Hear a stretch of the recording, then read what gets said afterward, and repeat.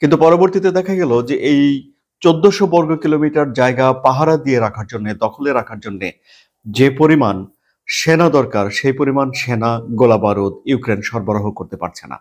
এই জায়গাটি দখল করার জন্যে তারা বিমান সেনা এবং মেরিন সেনাদের সেখানে ব্যবহার করেছিল। ইউক্রেন এই জায়গা দখল করে নেওয়ার পর রাশিয়া তার যুদ্ধের নীতিতে কিছুটা পরিবর্তন আনতে বাধ্য হয়েছিল। কেমন?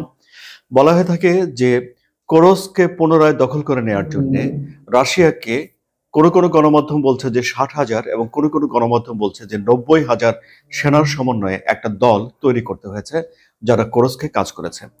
এমনকি রাশিয়ান সেনাদের পাশাপাশি সেখানে উত্তর কোরিয়া থেকে ১৫,০০০-এর মতো সেনাকে ভাড়া করে এনে রাখা হয়েছে কোরস্কে লড়াই করার জন্যে। অর্থাৎ কোরস্ক আবারও নিজেদের দখলে ফিরিয়ে আনার জন্যে রাশিয়াকে আরো একটি দেশের সহযোগিতা নিতে হয়েছে। সেই দেশটির নাম হলো উত্তর কোরিয়া। এখন উত্তর কোরিয়া ডেফিনেটলি এমনি তো সহযোগিতা করতে আসেনি। নিশ্চয়ই এই সহযোগিতার পেছনে বিনিময় রয়েছে এবং সেখানেও রাশিয়ার যথেষ্ট পরিমাণে খরচ হয়েছে সেটা আমরা ধরে নিতে পারি।